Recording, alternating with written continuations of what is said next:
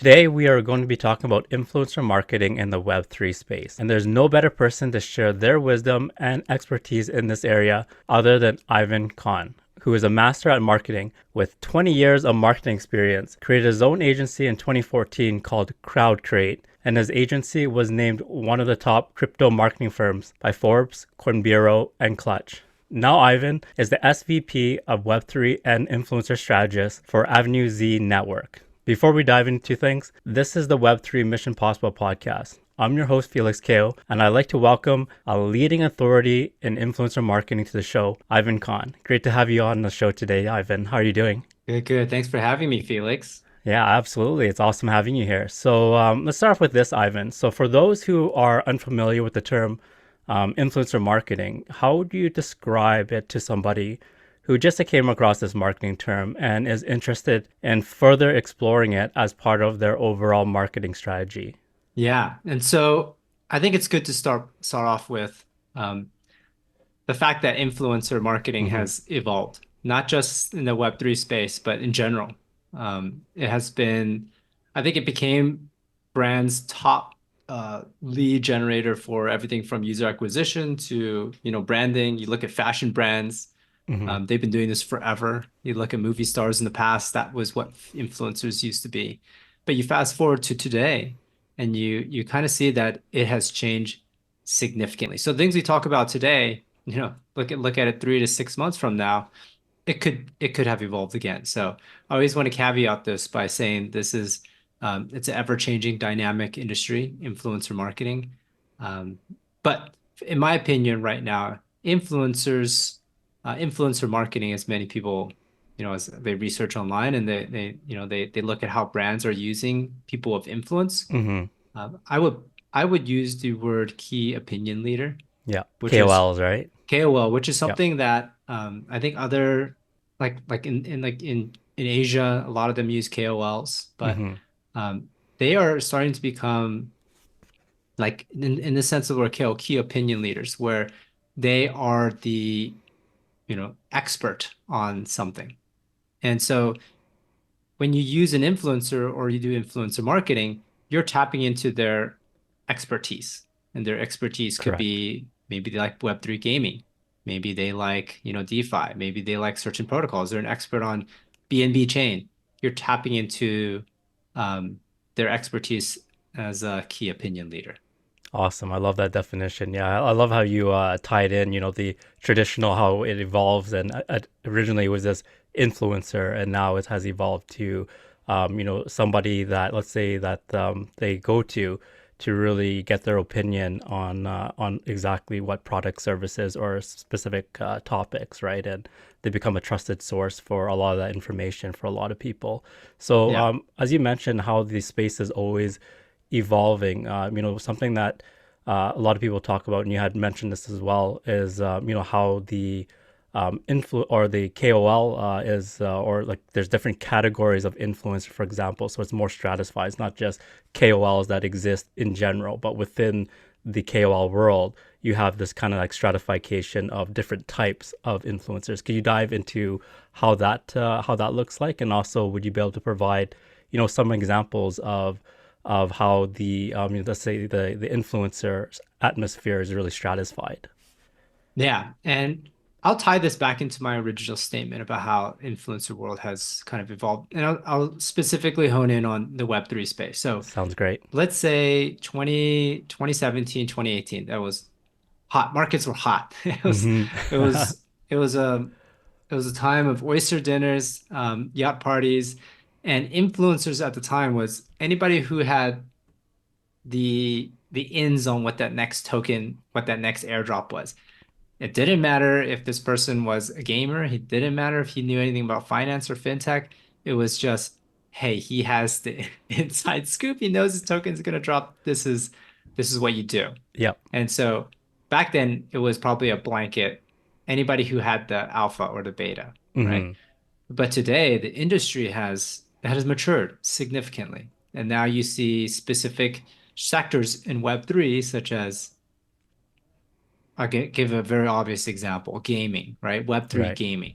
There's also like DeFi. There's these influencers, like let me just stick in the world of gaming for a little bit. So we've had quite a few projects that I've worked with that launch everything from, it could be an exclusive NFT avatar that you're going to be using in your game. Like one of them is called Champions Ascensions. They're Awesome. originally from Jam City, and another one, Party City, Party Icons.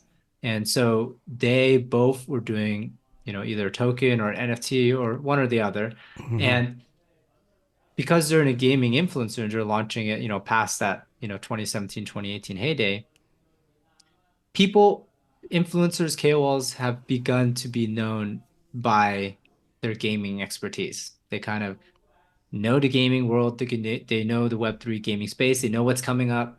Hmm. Now it's not just a broad Web3. Now they're specialized in gaming. So one particular influencer that he's very active in the Bored Ape world. His name is Orangey. I don't know if Orangey. you've heard of him before, Hmm. but I've met with him at conferences. He's a really cool young guy, and his dream is to become, the top Web3. He's tries to be like an esport athlete, but his Awesome. focus is on Web3. So Yeah. he, his fans are Web3 gamers. If they want to know the alpha on, he did the Dookie Dash. He streams a lot of these new Web3 games that come out. I think he was even on the stage playing Parallel at 3XP in Pasadena. But yeah, so these projects still have Hmm. him, and I'll just give one example. Party Arc Icons, they gave him a character that was what he wanted. So he has a particular persona, Yeah. and they had him release beta footage to his community. Well, that's really So neat. yeah, so you kind of think of, it changed, right? So now Hmm. people are watching him. What is he playing? What's he playing next? Like, what game has he tried? And so those are the kind of organic content that we're seeing that are way more effective than hey, check out this project. It's really cool, right? It's like, hey, I'm boots on the ground. I'm inside of the game development. Here's the beta. That's interesting to people today. Awesome, because that's really ducktails into how KOLs would integrate something that they're very passionate about. Let's say in the gaming space, as you mentioned, and they're really being able to natively integrate that into their own content, right? So I believe that that was something as we talk about the evolution of influencer marketing before earlier. It was just kind of give something to the influencer and then they would just do like a shout out on it and that would be good enough for the back in the day where that was kind of like the bare minimum.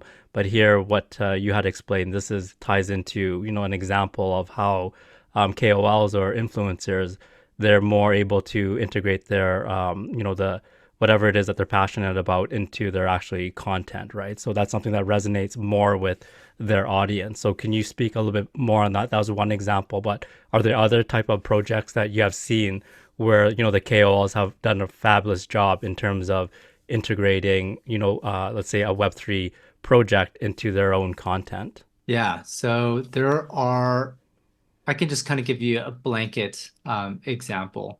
Perfect. So there are, let me just hone in on NFTs. So NFTs are, they're definitely making a comeback right now, Hmm. A lot of buzz um, around them for sure. a lot, and the utility around them is growing. And I think the space is evolving once again. Um, Hmm. One of the things that we've seen projects and some of the ones that we've done is that the fans of these influencers will watch what goes inside the wallets. What NFTs are these holders, these whales holding? Hmm. And so oftentimes we will work with influencers where we would send them an NFT and we say, before you talk about it, it needs to be in your wallet. So that when people go and they're like, okay, because these are very, public personas. So Correct. before they show anything, their fans are going to do their homework. They're like, okay, so what did he really post about? Does he have it in his wallet? So Yeah, is he just thinking talking that about it, but he doesn't have anything to do with it, right? Yeah, but here he exactly. actually has skin in the game. He's showing that hey, like not only am I, talking about this, but I'm actually practicing at the same time.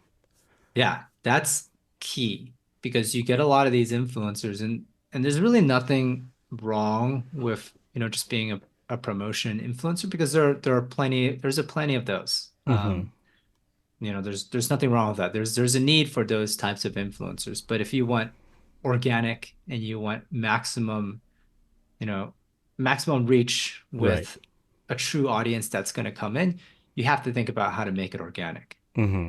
I love that. I love it. So let's say that's somebody who's very interested in influencer marketing. How would somebody or a company go about, let's say getting involved with influencer marketing? Would they come to someone like yourself, for example, hire an agency? Like, how does that look like? So anyone who wants to step into the influencer marketing world.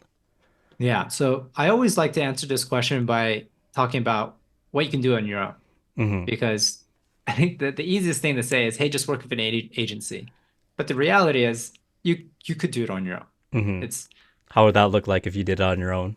I mean, I'm just going to try to be as honest and value add as possible. So let's say if you're first person shooter Web3 game, Mm-hmm. okay? The first thing I would do is you look at your competitors. Who are your competitors activating of influencers? Because today in this day and age, everyone's using influencers, right? Yeah. Find who the influencers that are representing your competitors are. Mm-hmm. Step one. Step two is go beyond Web3, because um, influencers, especially let's say in the gaming, let's say Web3 gaming, I'm going to stick in that area for a bit. But gaming is not just a Web3 thing. There's first person shooters in the Web2 world, Call of Correct. Duty, you have Fortnite, Yeah. and so that's the second step. You find these people who are interested in the genre. So Mm-hmm. gaming plus first person shooter, a lot of those. And, you know, from those two alone, you should be able to extrapolate quite an exhaustive list. Okay. And then there are those promoter influencers. Like usually those can be used to amplify the more legitimate posts. And so if Correct. you follow those steps, you definitely have a strong baseline. Um, Keep in mind that that's going to take a lot of time. So Yep. you have to get in front of these influencers. You have to convince them that your project is worth it. You have to find out what they're going to say. You're going to find out how to integrate it into the content. You got to make sure the right linkages are in. That stuff is the tricky part, but it's not impossible. There are Mm-hmm. plenty Just takes of a lot more resources work. out there. Yeah. And by working with an agency, like mine, then you kind of get shortcutted, because if they're already working with 20 first person shooter Web3 games, they already have relationships. They already Correct. know how this influencer like Orangey works. You know that, he's traveling right now. He's in Colombia, and you know that maybe he can't make a video for the next 2 days because he doesn't have equipment. Like these are things that agencies, because they work with them on a regular basis, they kind of have the insights. Right. They understand the logistics of everything works, the workflow. Yeah, but I mean, overall, it's not rocket science. I mean, you have you have ChatGPT, you have Copilot. You A can lot of literally ask them how resources. to do it, but it's just learning to know what sticks. Like, Exactly. yeah, that organic piece is hard to replicate. So I think there's really two main points that you had brought up in terms of the pros of working with someone like yourself and your or with an agency is number one is you have a lot of the built-in relationships with the influencers, so that's absolutely key, right? And then Yeah, number two is you have a very deep, thorough understanding of the entire process of how to make it work from A to Z. So there's really you remove the guesswork and the experimenting that comes along with it, as opposed to investing all the time and resources to create your own database of influencers and then having to reach out to them and then find out what it is that would be really of interest for them, and then to work out how to integrate it into their contest seamlessly, right? And also how to follow up, make sure that the entire process is done correctly. So working with someone like yourself, Ivan, that's something that you're able to help a lot of companies remove a lot of those barriers that would be bottlenecks in terms of their growth, right? yeah, and I say, it's a ever evolving space. So if you Mm-hmm. work with somebody who's doing hundreds of videos a month, it's very different from someone who's doing, this is my first one ever. Let's Correct. see how this sticks. And so you may be like a little bit behind on the trends, and when it comes to Web3, time is not a friend. Yeah, it moves really, Projects are really moving quick. so fast, right? Yeah, exactly. So as you mentioned, about having going with an agency, making shortcutting the entire process. So from your experience, Ivan, what are some common mistakes that you've seen Web3 companies make when implementing influencer marketing into their growth and awareness strategy?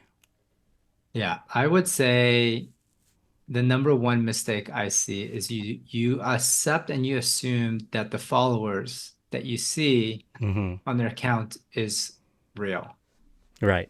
and that you just take it at face value. That is the problem, and I think that's one of the inherent difficulties of the Web3 space is that there are a lot of, I don't know if I would say artificial, but there's a lot of inflated numbers, and it goes with all industries. Hmm. But then in the Web3 space, there has been a lot of bad actors, even Hmm. to the point of uh, pretending to be an influencer. So Yeah. we've actually sent Impersonating. payments. Yeah, we've sent payments to fake influencers. My rule of thumb is that if you want to pay someone and it's more than, it's more than $50, get on a video call with them and I find love out. that tip. Yeah, I mean, it Yeah. doesn't take much. You just jump on a call and you just have a chat. A, they're real. B, you get that chance to build a relationship. Correct. I love that. So that was actually gonna segue into my next question, because one of the things, as you mentioned, there's a lot of anonymity in the Web3 space, right? So, what are your thoughts, obviously, on using, let's say, anonymous influencers? That's something that you had echoed that you would prefer to get them on a video call, obviously, so you can see their face, build trust, and the relationship. But for the projects that work with anonymous influencers, do you think overall that hurts like the public trust, or like what's your perception on projects that work with anonymous influencers? I think the concept of anonymous projects, anonymous Hmm. founders, anonymous influencers is taking a back seat right now. Even anonymous investors are starting to take a back seat. People are asking more questions now. Correct. And Especially with what so has happened in the past, right? With all the rug pulls and everything that could happen has happened, right? So that's a good way to put it. so everything in terms of being able to dock somebody, that's absolutely key. And I like how you had mentioned that it's taking now a backseat. People are just not looking for the alpha anymore and just running in blindly and looking to invest money with anybody at any time anymore. They're actually wanting to know, who is this investor, who is this founder, for example, right? Yeah, and I can tell you that like these anonymous influencers of the past, they don't, I mean, there used to be a point when I've worked with so many of these influencers where it's just AI generated voice and they would talk about a project Hmm. and then you would just pump it to Kingdom Come. I mean, Yeah. these were, and you would have Reddit armies where people would just, artificial people posting. Actually, they're not artificial. Sometimes they're just armies Yeah. of people in other countries. And so those used to work quite well in the past. But Hmm. today, people trust the influencers, and the influencers are also kind of dealing with this on their own, is that they need to build a brand around themselves as an individual. I've known a lot of anonymous founders who have done very well in their project, and after that project complete, they go full on, full visible, with full visibility. They tell the full story, they tell everything, and they build a brand that way. Awesome. So there is a shift even on the influencer side where they're like, "Hey, I used to be anonymous and I used to be Hmm. pretty powerful, but I'm even more potent today when I tell my story." Yeah, that seems to be a common trend. I talk to a lot of people that, for example, a lot of people in the marketing world, and they said that they won't at this particular point in time work with any companies anymore in the Web3 space where the founder is anonymous. So it's Mhm. as you mentioned, this so it has the entire trust factor, and especially um, you know creating a much more positive image in the entire public sphere as well, because with everything that has happened, over the last 24 months, especially with the FTX and the Luna experience, for example, and or Celsius, we can name a bunch there. The public perception of Web3 has been, kind of tainted, right? So, in your opinion, what as a from the marketing point of view, can the Web3, let's say, industry, or maybe even see as from a micro perspective, how can a Web3 company or crypto company, what can they do to really change that public perception into a much more positive light, so that the public starts to see, hey, Web3 is actually something here that's very legitimate, for example, something that we get involved in, that we trust. How does that entire change of seasons look like to you? Yeah, I think some of the most interesting things that I'm seeing, Hmm. and I'll just give an example. So one of the one of the protocols I'm a fan of, Avalanche. So Yep, AVAX. Avalanche, yeah, yeah, they are at every single event, every single conference. They have side events. I was at GDC. They have a full booth.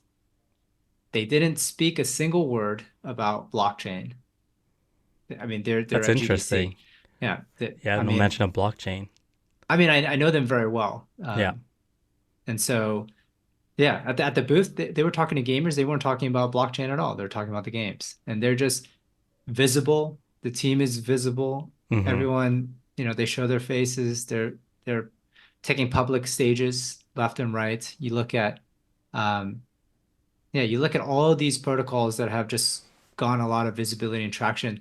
They're on the road show. They're there to show their leadership. They're there to show their face. They're there to, yeah. I say these projects today, it's all about being extremely visible, and just being present, I right? love that. Yeah, so it's That a is, lot of it's transparency, right? That just to add to what we had mentioned. But go on, Ivan.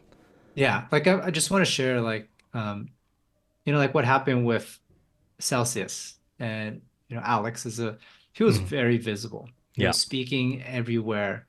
Um, and that's why I think people have their guard up, because a project's so visible and such a darling, correct. um, turned out not to be, right? I Hmm. mean, you can believe what you want, but the end result is, hey, a lot of people lost a lot of money, Hmm. um, and it kind of hurt the industry as a whole. And Right. so and so this is why a lot of these founders, it's not just the founder, it's like, the lead marketing, everybody, the whole team is visible. Um, and they're just openly talking about the problems they're solving, instead of just themselves as being like the Superman hero, right? It's a slightly different conversation today.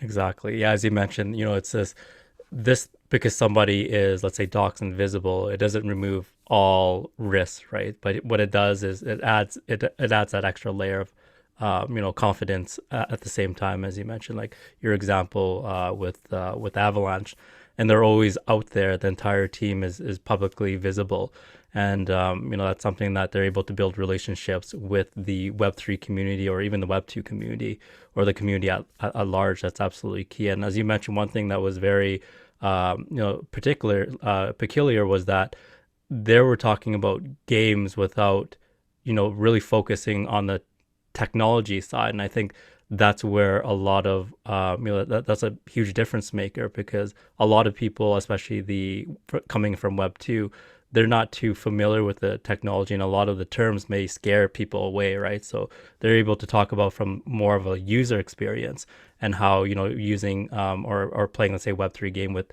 Web3 capabilities. This is how it differs and adds to the user experience. So it's a totally different approach that's much more user centric, right? As opposed to being focused on just like the technical side of things. Yeah, and also just to add another thing, it's like very public and very trusted partnerships. Hmm. So That's key too. I'm sure you're aware of this, but like Coachella and Yep, OpenSea, they just announced they're working together on an NFT. that's And so awesome. Coachella, well known, this is, I don't know, this generation's like favorite music festival, you could say, in many Hmm. in many regards. And OpenSea is now, publicly partnering with them. It's kind of got a vote of confidence from both sides. OpenSea's very reputable. You have Coachella, a very well-known Yeah, brand, and bring on all the biggest artists and musicians in the world, right? yeah, and so that I think that does a lot of a lot of help in the perception of the public's eye, right? And these two very reputable companies are tackling this together. I love that. Yeah. So as you mentioned, just to sum it up, being absolutely visible, being in the public eye, being transparent, and also through the power of association as well as having really strong partnerships with credible leaders in the space, right? So those are several things that's happening right now that will change the public perception that hey, Web3 and crypto is something that's safe, number one, and number two, it is something that could add value to the lives of, let's say, everyday users, right? Hmm. Awesome. So right now, when we look at the kind of like the user base or the demographic when it comes to Web3, it's mainly male dominated. And also there's the younger generation, we could say, 35 and under. But when you look at expanding that audience, for example, into, let's say, the female demographic, let's say from a marketing point of view, how does that look like? How do companies go about expanding that sphere of influence, let's say, into more of a female audience? So first of all, we can start off with what type of Web3 project would be attractive to females, and then how would they go about to really captivate the attention of, let's say, of females, and they could be of, let's say, 35 and under too, and then eventually scale up from there, right? Yeah. I mean, I think this is a very important topic. Mm-hmm. And I think it's not just Web3. I think the world is kind of grappling with the realities of, why are so many industries swung so heavily towards one gender? Correct. And I think us as a human species is kind of realizing this. And in many cases I see it as, as a marketer, it's it's a fault to have your team one-sided, Mm-hmm. right? Because this world exists of, you know, all the different Backgrounds and variations and, demographics. demographics. There's different ethnicities. And so if your leadership team is represents a small niche, you're actually shooting yourself in the foot. Mm-hmm. And that's the way I see it. Um, but I do feel like in the past year, it has really taken a turn for the better. And I can kind of share some examples why. Some of Yeah, the if you could, leading that'd be awesome. projects, yeah, some of the leading projects that I'm following that are making huge waves, female founders, female founders. Like, Wow, I think that's that time is awesome. already here. For example, I'm gonna call it some of my peers that I know well. So Michelle from Tweed, Mm-hmm. I think they just announced a recent large round.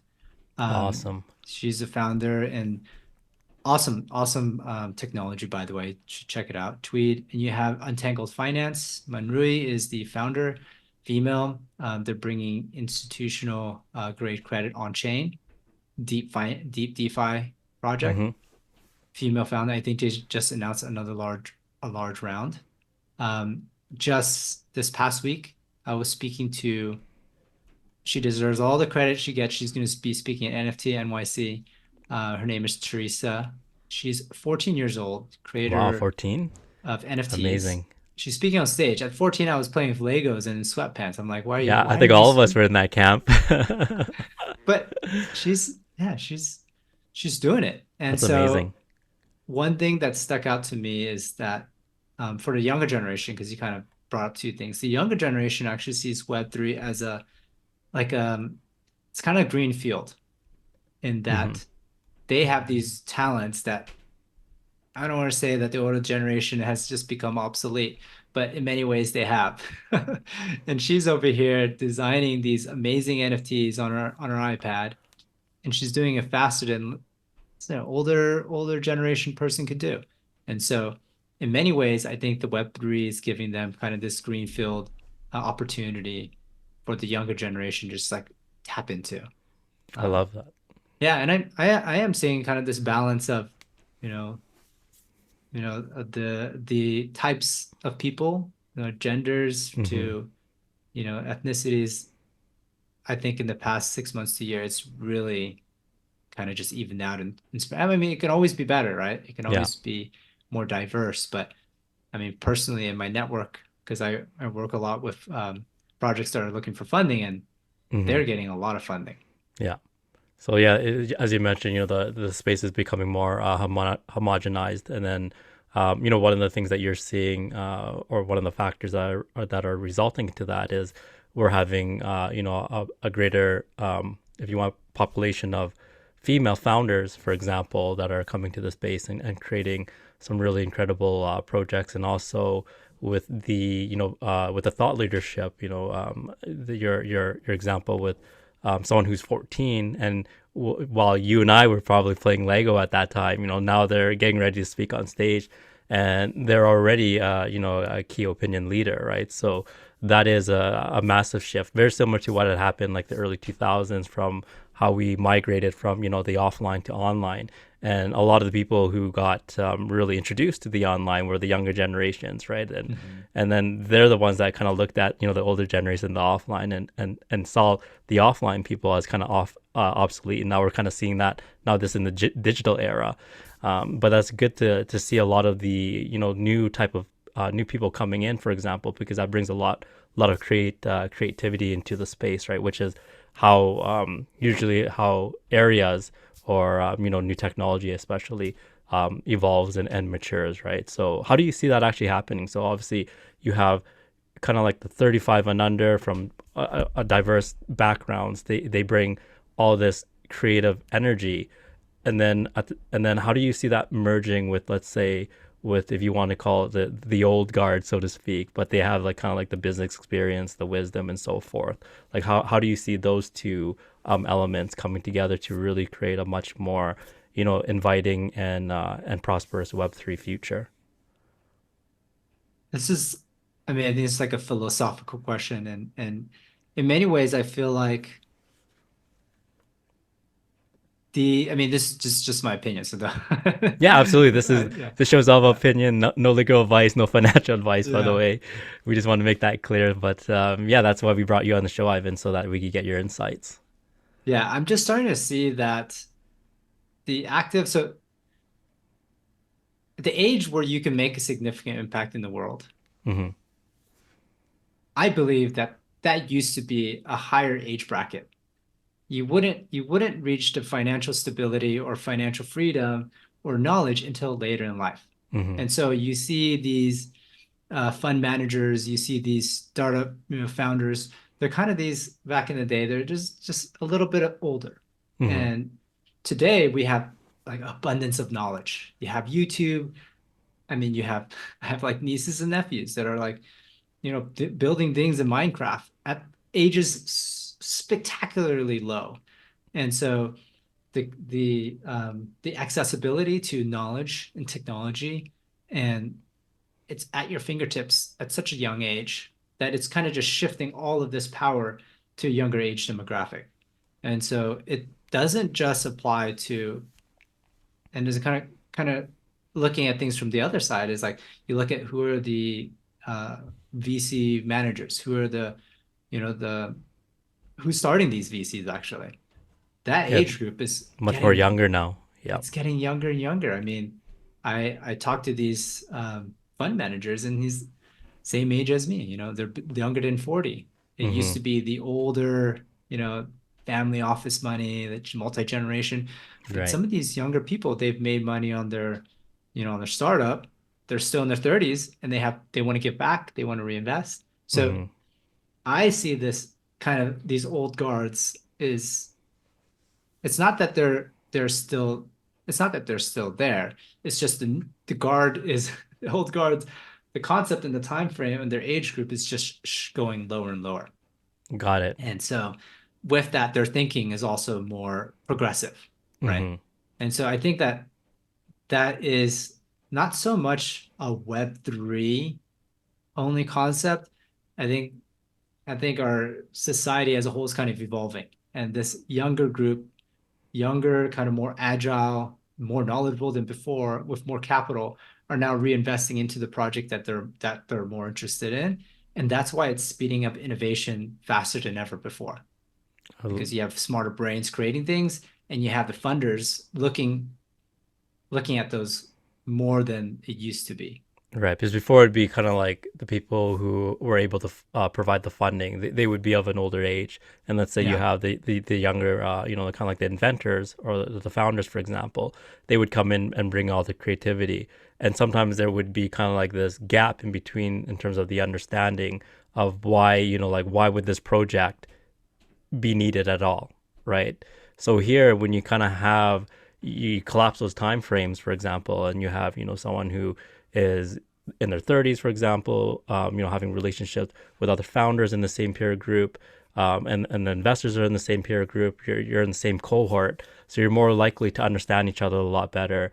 And because of that, you're able to build relationships and then really be able to, let's say from an investment point of view, allocate your resources into projects or founders that are part of your cohort group, as opposed to, before it would be, okay, well, I have to convince somebody who is, let's say, 20 years older than me to invest capital into my business, which at that time, yeah, there may be a fragmentation in terms of the technological wisdom and also necessity in terms of how that provides value to society and to the users, right? So we're Yeah. eliminating that, that psychological barrier. And so I think Web3 is kind of just sitting in this timeline of human, evolution. Mm-hmm. And all this is happening, and Web3 is just kind of sitting in this little sweet spot. And so I don't know if I would say I've been in the Web3 space for a long time. I don't know if I would say that Web3 is the one that is the, Innovator of catalyst, that. Yeah. but I would say that the result of where we are today, I mean, you look at AI, you look at Web3, you look at, they're all kind of experiencing this hyper growth, a lot of funding very quickly, um, with like this accelerated kind of adoption. Right. So I wouldn't necessarily say that it's just Web3 that's alone to this. It's kind of like everything that's happening right now in this, like look at EVs, electric vehicles, Mm-hmm. kind of same sort of things. You see this boom of EV brands. You look at AI. I think I'm kind of going a little bit broader, but But these are let's the actually things touch I on that because love. I think that's important, right? So it's not just, restricted to the Web3 space, right? It's more Yeah. in terms of the societal progression of innovation in general. It's affecting all industries, whether that's Web3 or, EV vehicles. So that actually really taps into, the next question that I like to ask with the new type of, let's say, thinking, for example, that let's say the younger generations bring. What new ways are you seeing Web3 companies marketing, for example? Like one example would be more, utilizing more AI. Like what are like some things that you're seeing in the space that you didn't see, let's say in Web2, but exist in Web3, the Web3 space? Yeah, I think one definite difference is that Web3, there's this kind of decentralized ownership, Mm-hmm. and that you get in that capital creation. Let's say if a project does well, you get access to that. And in the Web2 world, you just literally don't have access to that. You don't have access to, Correct. you know, you don't have access to the secondary market to get access to employee shares. You don't get access to invest unless you're an accredited investor. Mm-hmm. You simply watched, and then if the point that it goes public, now you can buy the shares, right? And maybe you get a little dividends, you get a little bump, but you don't get to experience that initial capital creation, right? Mm-hmm. That the reason why employees are there and working so hard. You don't experience that. But in the Web3 space, that is one of the biggest driving factors to why they are so appealing. Yep. It's more And I, inclusive, right? It's not like it's, just setting barriers and saying, hey, like this is only applicable to these people with these credentials, for example.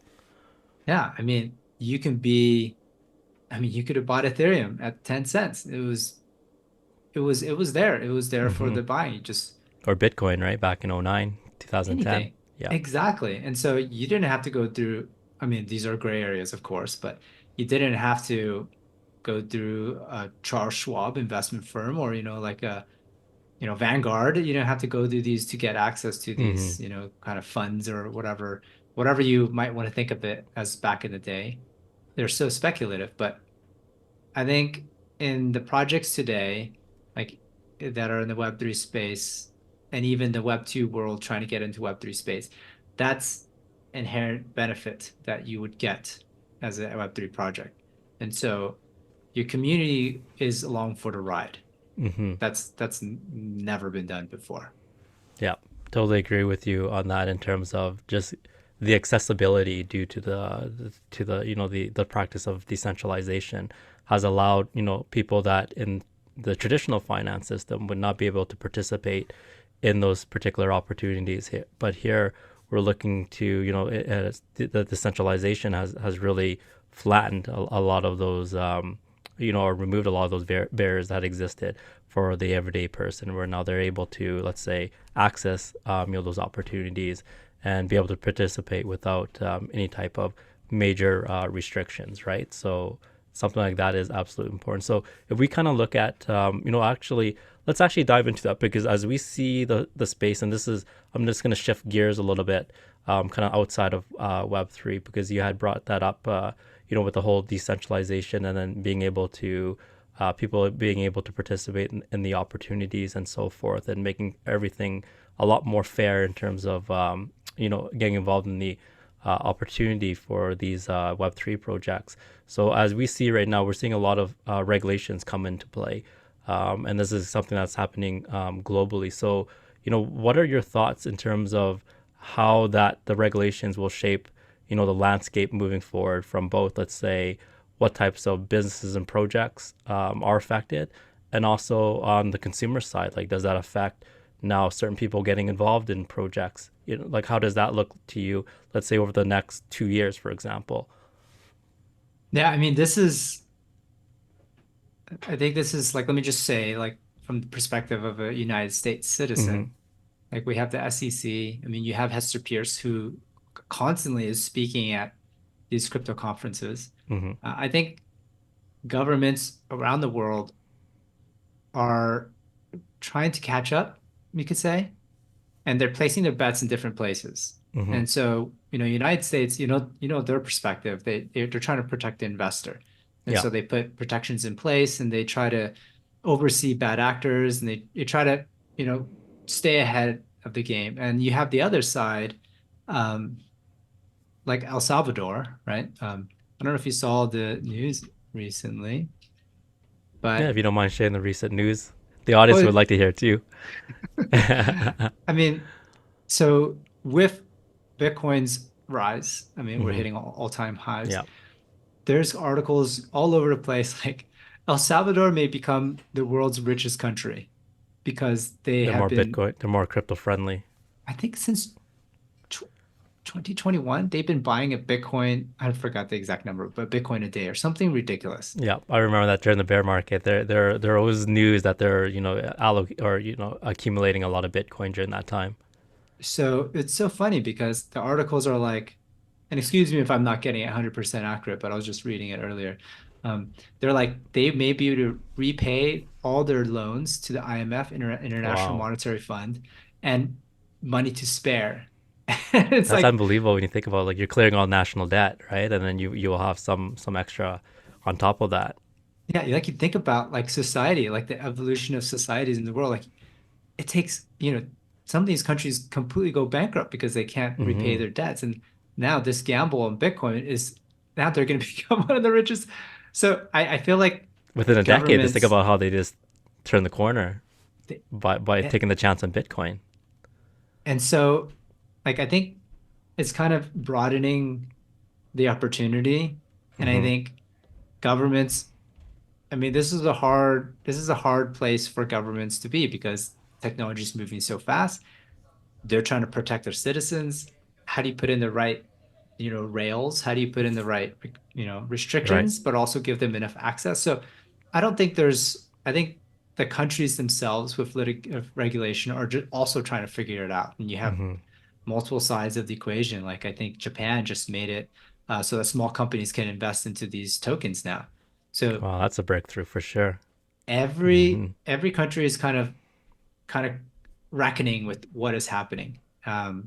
So it's hard for me to point a finger and say, "Hey, we're moving in the right direction," when all the countries are kind of doing something different. Right. They're trying to Um, figure out on their own, right? Like, what's our, in terms of how should we position ourselves when it comes to Web3 and crypto, for for example. And then once there's kind of like a blueprint for it and it becomes like more of a universal adoption, then we'll see also guidelines that are probably more universal and spread across, globally in all the countries, right? But right now we're kind of at that spot where governments are trying to catch up, figure out what's going on here, and then to figure out, what's the best way for them to get involved in the entire space. Well, the government is a perfect example of that aging demographic and these Hmm. older it's so funny because I think they had Mark Zuckerberg or some one of these like tech companies, on trial, Yeah, and he's saying the most simple technology concept, and then the judge on the other end is just completely glass-eyed, cannot understand the concept, but yet he's trying to, you explain. know, explain, he's trying to Yeah. regulate this whole it's Oh yeah, I I I watched that too. They brought forward pretty much all the leaders or CEOs of the especially the social network world. So there was like Mark Zuckerberg, there was the co-founder I think of there's a Snapchat yeah. co-founder that was there. There was the X, and there was a couple others. TikTok was there as well. So as you mentioned, there's this gap that's existing between understanding the technology versus trying to relay that to the, let's say, the government structure on how everything works and why it does have beneficial factors to it, as opposed to just seeing all the negative that comes out of it, right? Yeah, I think it's evolving Hmm. landscape, and I do think that the governments are trying their best to do what's best for their citizens. But Correct. maybe the fact that the things are just changing so fast, technology is changing, that they're just having trouble doing it. And I don't know if there's going to be an answer that we'll know, and maybe even not even in our lifetime. Hmm. But I think for the most part, my belief is that these governments are taking their best, they're taking their best step forward. And it's like, the different types of governments exist. You have Democrats, you have Republicans. It's kind of going to be the same way. We might never have an answer, but it might be like a constant debate that we never have an Yeah. answer. I love that answer, by the way, because right now, it's something that's getting looked at. It's the entire space is changing really, really quick, and the only thing that we would know is that time will tell. So Yeah. who knows what will be figured in our lifetime, the next generation or so forth. But it is something that all governments are looking to work towards and implement in the best interest of, let's say, their citizens and investors and so forth, right? But I will say that Hmm. the risk of governments doing it the wrong way can be that they lose that front running spot as the innovator of the world. And so Hmm. you have countries like, Dubai. Yeah. Dubai has that like crypto village. You have you have all these different countries taking different stances, and you are starting to see these leaders kind of get out in front. And if you look Particularly in at, Asia, right? Like Asia is a lot more open yeah, and friendly to the concept of Web3 and crypto. So, a lot of activity when it comes to innovation and evolution of the space is coming from Asia, right? So yeah. that's a certainly a hot spot. And you're gonna have a brain drain. You're gonna have a brain drain from those countries that just aren't friendly, and they're gonna go to the countries that are more friendly. And Hmm. so, there's a lot at stake. I love that answer. Yeah, so I guess the only real answer is time will tell. That kind of wraps everything up, and we'll find out, whenever that time comes. So before we jump into the last questions, Ivan, I'd like to hear your thoughts on what are some of the barriers to mass adoption right now? Like, what are some things, especially from a friction point or from a, let's say, from a marketing point of view, or it could be just in general, that we would need to remove to make the entire process a lot easier to onboard, let's say, the everyday person who doesn't have hours a day to create wallets and understand the processes, for example. I mean, I hear some of the obvious ones like user flow, like user experience. Hmm. To me, those are the obvious ones, right? Yeah. Just because it's hard to open a wallet and remember your code, those are like the scapegoats, I feel Hmm. like. And I think the bigger issue I hear is that it's a push and pull between industries. Like just say, for example, gaming. Hmm. Like this is a very hot topic here. Gaming.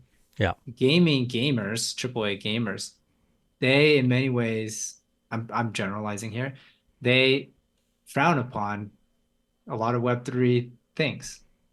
Oh, They, that's yeah. interesting. Yeah. And it's all What's the you reason saw, behind that, by the way? I think like for example, like Ubisoft, I think some of these big games they announce and they have to like pull back some of their ambitious blockchain goals. Hmm. Um, I think that it's the meeting of the minds hasn't happened yet.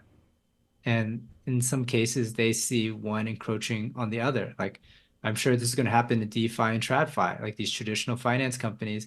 I mean, I'll broaden it even more. Look at like ICE vehicles, internal combustion engines, and EVs. Like, it's kind of like a Yeah. push and pull. And so I I think sometimes I kind of go into these like larger debates in my mind, but I Hey, do I think love that him. Let's hear him. Let's hear him out. but I feel like humans they have to have kind of a meeting of the minds in this kind of thinking is that, you know, Web3 games Hmm. could exist alongside AAA games, and that those camps, those AAA camps, should not, you know, alienate it or frown upon or kind of, push away. Hmm. Because at the end of the day, I think Web3 is a disruptor, but I think more importantly, Web3 is an enabler. Hmm. It enables things to happen that couldn't happen before. But I do think that although this next bull run could change things a little again, um, it hasn't, society hasn't fully accepted it yet. It's still kind of like a cutting edge word, right? AI is the same. Like people think that they're taking away their jobs, right? It's not Yeah. until society as a whole realizes its benefits and adopts it. Perfect. Yeah. So as you just highlighted, it's really the polarization of the concepts and the meeting somewhere in the middle between the two, right? So one example, as we mentioned, when it comes to vehicles, and just to kind of like set it back a little bit further, like we went from the vehicles that were powered by coal, for example, to transitioning that into gasoline powered vehicles, and there was there was a big struggle in terms of how to figure that out. And now we're just at that point where like you have the Web3 world, and then you have the Web2 world, for example. How did those two worlds come together, maybe meet to come together and do a Web 2.5, right? And really bring the best aspects of both those worlds. So that's that's very important, because what happens right now, as you mentioned, there's like two camps. Let's say people who are really hardcore Web3, and then let's say people who are really hardcore Web2, right? And we're looking to find a way where they could coexist with each other. So let's say from a marketing point of view, is there big difference between, let's say, Web3 marketing versus Web2, or is there a common overlap that you see that, hey, like regardless if it's Web3 or Web2, there's these principles that are really fundamental to marketing in general, and that way like the people listening, or the Yeah. audience listening, will understand that, hey, it's like it's not so this kind of distinctive where you just have a line between, okay, well, everything is Web3, stays in Web3, for example. Like, what are your thoughts on that? Yeah. So I would say if you think about the timeline of Web3 and Web2, they started out very, very distinct, right? Hmm. Web2, Web3, you couldn't have done anything more different. One was Twitter Spaces, the other one was, Instagram, right? Yeah. But it's starting to connect here. It's starting to become very, very similar. So like what I shared earlier, it used to be, this is my beta, this is my tips, and now it's becoming, hey, this is an organic mention. Hmm. I'm a player. I am for example, Haley Bieber. Haley Bieber drinks her smoothie at Erewhon, and Hmm. I don't know if you've tried it, but her flavor is like all the rage just because she drinks it, not Yeah. because the name is her name. It's because She she actually does drinks it, it. right? She does it. So Yeah. Web3 is like they're kind of meeting in the middle where types of activations that are working and the types of activations that are meaningful that drive curiosity Hmm. are are becoming like they used to be. I would say that Web3 kind of was excluded from the norms because it was so disruptive and it was so vibrant. Yeah. But now influencers have to make real content. Hmm. It's Yeah, like, they can't just like mention it or do a quick shout out on it anymore, right? Like something that would have worked, back in 2017, 2018. It totally looks different now. They have to integrate the content very similar to how let's say influencers were introducing Web 2 projects to their audience. yeah, I think that's the biggest takeaway is that don't assume that Web3 is like a completely different track than traditional marketing, Hmm. because it is moving in that direction. It is Yeah. moving in the direction of very much the same kind of activations, the same. Eventually, when they get access to paid media channels, it's going to be the same kind of metrics. It's just going to be, yeah, it's just going to fall back And even into, the ad side, right now, as the entire Web3 and crypto space grows, there'll be enough data now that you could actually now target specific users based on, let's say, their on-chain reputation, right? So being able to leverage that data in that way, and it's always been, if you look at like that part of advertising or getting in front of audiences has never changed. Has been part of every single business model that we look at. It's just a matter of really having that data set there, so that Web3 projects could get in front of the right users, right? yeah, yeah. Well, I hope, I gave some insights, some philosophical ideas as well. I love that. So yeah, all that has been fabulous, Ivan. So let's jump into our last questions here. So what are your predictions and forecasts for Web3 and crypto as 2024 goes forward? I mean, again, this is not financial advice. I think we are back in a one of the wild swings, and I do believe that crypto is going to make a very big growth this year. You can see it on the investor side. Mm-hmm. Investors are back looking for projects. Yes, there's AI sprinkled in there. Mm-hmm. Um, but I think Web3, as long as it continues its trajectory, it will become a big a big topic. Do you Again, see a lot of utility type of projects coming this bull cycle, let's say, or this next cycle coming forward, where like where actually a lot of users are coming and using the project as opposed to the speculative perspective, right? Because before it was like a lot of speculative projects that would have yeah. these extravagant roadmaps, but then the usage would not be, there was a mismatch there. Are you seeing now that there'll be kind of like a joining of the two, where you have actually projects that have real usage and utility for users for this particular next cycle? Yeah, there's a few things that I can highlight. So the first one is um, previously you have these disruptive ideas with a great idea that's trying to build a community. Mm-hmm. And you know how that turned out. Um, Now I'm starting to see legitimate communities. So it's going the other way around. These like massive, I shared one at my talk in Vegas, Mm-hmm. and they have 30 million developers, Wow. and they're trying to develop and create some sort of Web3 infrastructure. So a lot of times it's going the other way around. Like if you go to your Amex, I don't know if you're familiar with Amex, but now Mm-hmm. Amex has like a digital wallet where you can have NFTs. That So is awesome. it's the more legitimate projects with the actual communities are now looking and trying things as Yep, they're trying opposed to to, contribute. yeah, they're seeing it happen. That's the first thing. The second thing is sophisticated, like I'm just going to look at the world of DeFi. Mm-hmm. Sophisticated financial like instruments and tools are finding their way on chain. I That's think very DeFi is interesting. So yeah, maybe that's DeFi is how it going to make merges. a yeah, I think it's like the real expertise. I mean, I won't say that it wasn't coming in, but I'm saying it's a resurgence and it's a different type of player than before. That is awesome. Yeah, so that's definitely a lot of exciting changes. And so the last question here, Ivan, is where can people go to connect with you and learn more about what you're working on? Yeah, so you can follow me a bunch of places and I'll share them with you, but you can find Yeah, me on LinkedIn, Ivan Khan, you can find me on Twitter. Um, I also have a podcast called Mastering Growth. You can find it on Spotify or Apple. And yeah, these are the topics that I love. And as you can tell, it doesn't just span within Web3.